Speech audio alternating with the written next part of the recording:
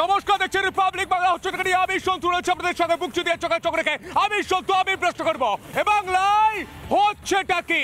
দাঁড়িয়ে আছে রাজ্যের 1 নম্বর হাসপাতালে, 1 নম্বর সুপার স্পেশালিটি হাসপাতাল এসএসকেএম।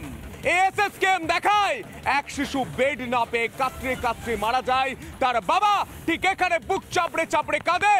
এসএসকেএম দেখায় যে জেলা থেকে যারা ছুটে আসে, গ্রামের মানুষ যারা ছুটে আসে, তারা বেড পায় না। তারা দেখে যে বেডটা খুব কাছে, তারা দেখতে পায়, কিন্তু সেই বেডে তার স্থান হয় না, কারণ সেই বেড এইখানে নেতা মন্ত্রীদের জন্য। এমনকি তৃণমূলের বিধায়ক, প্রাক্তন মন্ত্রী মদন মিত্র পর্যন্ত এই এসএসকেএম এর বিরুদ্ধে অভিযোগ তুলেছেন। আজ হাইকোর্টের বিচারপতি জিজ্ঞাসা করেছেন, দুর্নীতিগ্রস্তদের কি এটা শেল্টার? দুর্নীতিগ্রস্তদের কি এটা এটা এটা এটা এটা একটা শেল্টার হয়ে যাচ্ছে? সেই প্রশ্নটা উঠছে গোটা বাংলার মানুষের। গোটা বাংলার মানুষ প্রশ্ন করছে এসএসকেএম এ হচ্ছেটা কি? বাংলার মানুষ প্রশ্ন করছে, বাংলার শিক্ষিত বেকার যুবক যুবতীরা প্রশ্ন করছে, যারা চাকরি চুরিতে অভিযুক্ত তারা এসএসকেএম এ 5 মাস ধরে থাকতে পারে, কিন্তু সাধারণ মানুষ বেড পায় না। হচ্ছেটা কি? সেই প্রশ্নটা করবো বুক চিতিয়ে চোখে চোখ রেখে। আসবো আলোচনায়, প্রথমে দেখে নেবো বিশেষ রিপোর্ট। उसके बाद यहाँ कहाँ ले जाइए, एसकेएम में अभी भर्ती नहीं ले रहे, बेड उठ नहीं दे रहे। এসএসকেএম হাসপাতাল ভর্তি নিচ্ছে না, बेड अवेलेबल नहीं है। বিভিন্ন দিন আমরা আসি, কিন্তু দেখা যাচ্ছে বেড নেই আর নো বেড লিখে পাঠিয়ে দেয় আমাদের। ওরা পরে বেডটা পাই আমরা।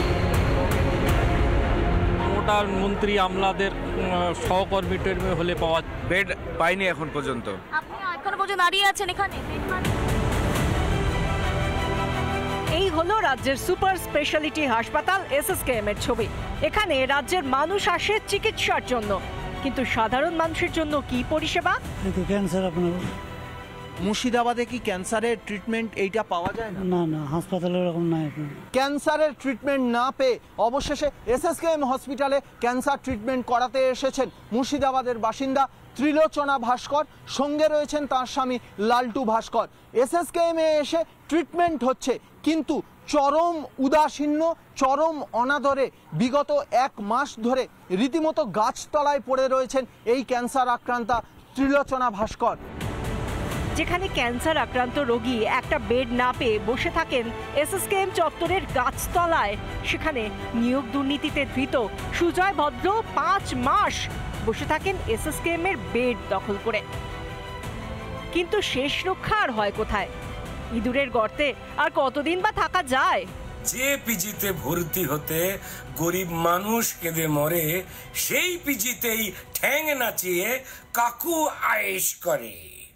এমন তিনি নিদান দিলেন, পিজি থেকে টেনে চোর কাকুরি ভয়েস চুরি, একদম আইন কানুন মেনে। রিপাবলিক বাংলা।